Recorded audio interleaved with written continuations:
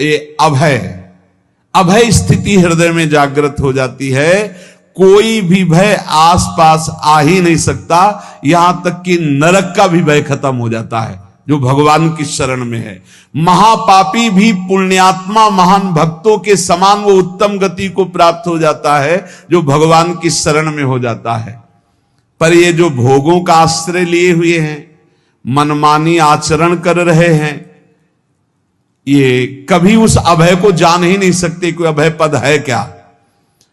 इनको तो कदम कदम पर शोक भय और दुख की प्राप्ति होगी, कोई बचा नहीं सकता। जो भोगों में लगे हैं, मनमानी आचरण कर रहे हैं। अगर निर्भय होना चाहते हो, परम सुखी होना चाहते हो, तो भगवान के शरणागत हो जाओ।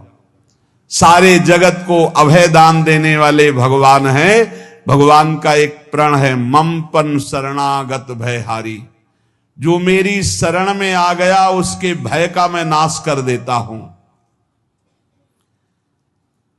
साधना में अवस्था मन की मानी जाती है कि आप कितने अच्छे साधक हैं। यदि आपका मन भगवदाकार है, हर समय भगवत चिंतन चल रहा है, आपके स्वप्न भागवती का रहे हैं, आपके विचार भागवतिक हैं, तो आपकी अच्छी साधना हो रही। और यदि आपके स्वप्न गंदे आ रहे हैं, क्योंकि स्वप्न में मन का ही सारा खेल होता है, और आपकी लगाओ प्रभु के रूप में लगाओ, प्रभु की लीला में लगाओ, जहां भगवान प्रकट होते हैं वहां परमानंद की बाढ़ आती है। पर ये ध्यान रखें, गुलाब का फूल कांटों में खिलता है, उसकी सुगंध लेनी, फूल लेना है तो कांटों से बचाकर। ऐसे ही जब आप भगवत चिंतन के लिए चलेंगे तो आपका चिंतन चुराने के लिए माया विविध नाटक करेगी, कांटे फैलाएगी। कोई तुम्हारी निंदा करेगा, कोई अपमान करेगा, कोई उपहास करेगा, तुम्हारी अव्यवस्था हो सकती है, तुम्हारी परिस्थिति बहुत भयावह हो सकती है। इन परिस्थितियों में भी भगवत चिंतन का तार ना टूटने पावे तो आगे गुलाब का फूल है। जैसे कांटे से बचाकर गुलाब का फूल लेते हैं और भगवद अर्पित करके सौरभ का सुख लेते हैं, ऐसे ही भगवान के प्रेमानंद का अनुभव करने के लिए संसार के कांटों से बचना होगा। और खिलेगा यही फूल संसार में ही, मनुष्य देह में, और योनियों में नहीं। भगवत प्राप्ति स्वर्ग में नहीं होगी, इसी मृत्यु लोक में होगी। पहले मन नहीं लगता भगवत चिंतन में, भगवत चिंतन जबरदस्ती करना पड़ता है।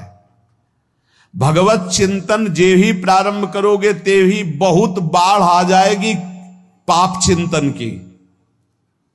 ध्यान दीजिए, बहुत लोग प्रश्न करते रहते हैं कि हम जब भजन में बैठते हैं तो बहुत गंदी बातें आती, मन बड़ा चंचल होता है, भाग जाता है। ऐसा प्रारंभ में जब कोई भगवत चिंतन प्रारंभ करता है तो उसका मन विषयों में भागता है, गंदी बातों में भागता है।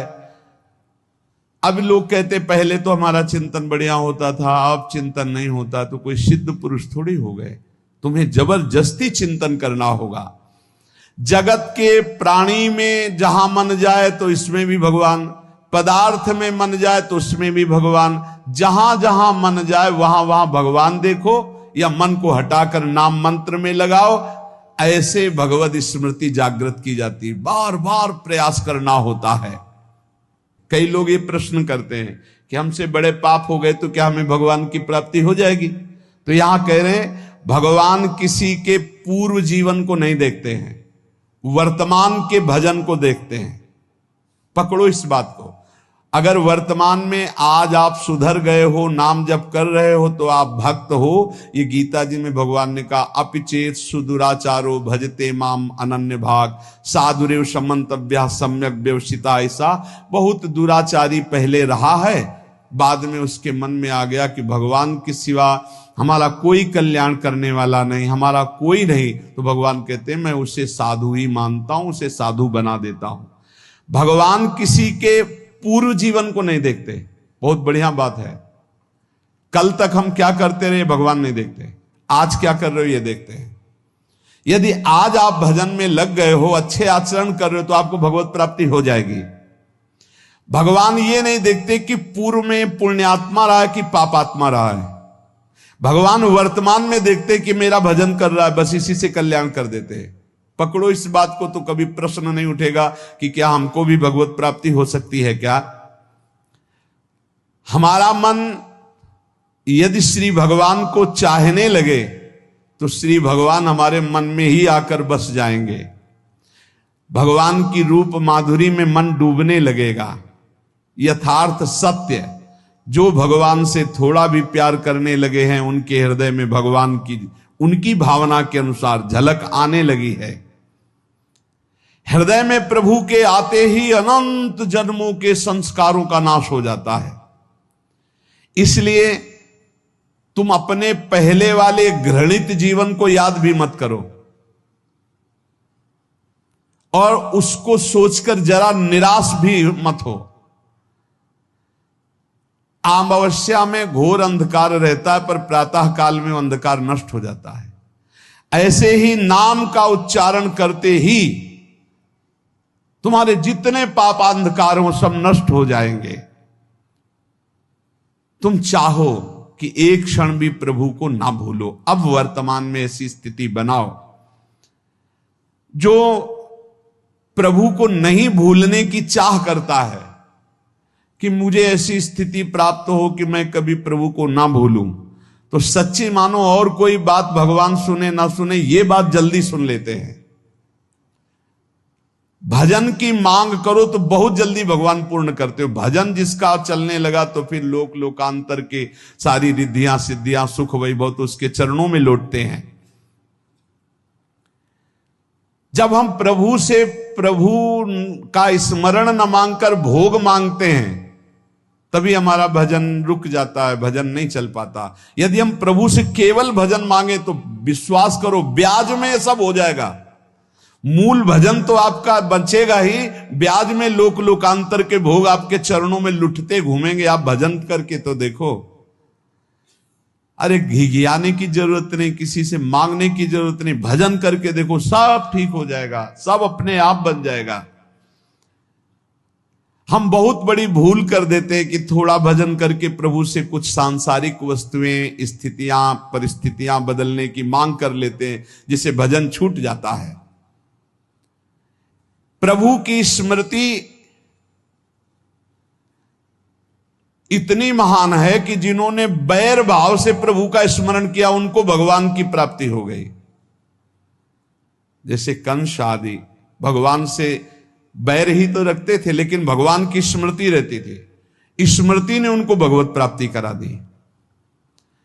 स्मृति में महान सुख है, पर वो जब भक्ति रस से युक्त स्मृति होती तब माधुर्य रस प्रेम रस का अनुभव होता है। कल्याण तो वैर भाव से स्मरण करने वालों को भी प्राप्त हो गया। यदि आप भक्त हो और ये चाहते हो कि आपकी भागवती की स्थिति बहुत जोर की हो तो हम आपसे प्रार्थना करते हैं कि रोज प्रभु से एक ही बात मांगिए, मुझे अखंड स्मृति दीजिए। अर्जुन जी को पूरी गीता जी सुनने के बाद यही मिला, नष्टो मोहा स्मृति लब्ध्वा। स्मृति, प्रभु आप हम पे ऐसी कृपा कर दो कि हमारे हृदय में किसी और व्यक्ति वस्तु स्थान की स्मृति न रह जाए, केवल आपकी स्मृति रह जाए। ये चाह भगवान बहुत जल्दी पूर्ण कर देते हैं यदि उपासक हृदय से ये बात मांगे। भगवान की कृपा से ही ऐसा हो सकता है कि अखंड स्मृति ये कर्म फल से नहीं मिलती है। प्रभु के प्रति निर्भर होकर जो दैन्यता पूर्वक प्रभु से मांगता है और हर समय अभ्यास करता रहता है भगवत स्मरण का, उसको ये स्मृति मिलती है। और स्मृति मिल गई तो इससे बड़ी कोई स्थिति नहीं, हर समय भगवान का स्मरण। प्रभु से मन प्रतिपल नया नया स्वाद लेकर के आसक्त होता रहता है, नवम नवम। प्रभु कभी बासी नहीं होते। जैसे किसी व्यक्ति को देखो तो देखते देखते मन हट जाएगा कि देख लिया बहुत सुंदर है, ठीक है, लेकिन वो एक दिन मन हट जाएगा। और प्रभु की सुंदरता नवम नवम है, प्रभु के नाम का स्वाद नवम नवम है, प्रभु की लीला का स्वाद नवम नवम है, प्रभु के धाम की शोभा नवम नवम है। जैसे आचार्य महाप्रभु हरिवंश चंद्र जी कहते, नयो नेह नवरंग नयो रस नवल श्याम वृषभानु किशोरी, नौ पीतांबर नवल चूनरी, नई नई बूंदन भींजत गोरी, नौ वृंदावन हरित मनोहर, नौ चातक बोलत मोर मोरी, नौ मुरली जो मल्हार नई गति, सब कुछ नया। तो नवम नवम प्रभु प्रतिपल नवम नवम प्रभु का रूप, प्रियाजू का नवम नवम, अबहीं और अबहीं और अबहीं और है।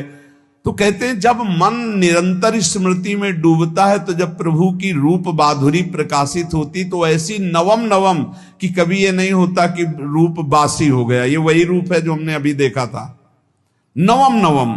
इसलिए आनंद की उफान आती रहती है उपासक के हृदय में। ऐसी प्रियता, ऐसा आनंद बिना भजन के नहीं अनुभव में आएगा। इसलिए तुम विश्वास करो, तुम्हें बहुत सुंदर सुख मिलने वाला है, आगे अपार सुख मिलने वाला है। ये थोड़ा दुख का समय काट लो, जब तक जीवन है ये दुख सुख की लहर आती रहेगी, आप इसको सह जाओ, आगे बहुत आनंद है। विश्वास मान लीजिए, बहुत आनंद है। जो ये विश्वास कर लेता है वो प्रभु के मार्ग में चलकर प्रभु को प्राप्त कर लेता है। नहीं तो इतने रोड़े हैं कि आप ऊब जाओगे, बहुत रोड़े हैं। जो प्रभु के मार्ग में चलता है तो माया के बहुत से पार्षद अपना प्रभुत्व दिखाने उनके पास आते हैं, महिमा अपनी दिखाने, पर वो किसी वस्तु स्थिति अवस्था प्राणी पदार्थ का प्रभाव स्वीकार ही नहीं करता, क्योंकि भगवत स्मृति परायण है, भगवान की कृपा पर विश्वास है, इसलिए उसको कोई फंसा नहीं पाता। वो नित्य निरंतर प्रभु से घुला मिला रहने के कारण उसकी मस्ती में कोई फर्क नहीं पड़ता। माया का प्रभुत्व रखने वाले उसे फंसाने की चेष्टा करते हैं, पर उस पर किसी का असर नहीं होता। वो कहीं लिप्त नहीं होता, वो कहीं दुखी सुखी नहीं होता, वो हर समय प्रसन्न रहता है। तुम देखो, हर समय प्रसन्न रहते हो?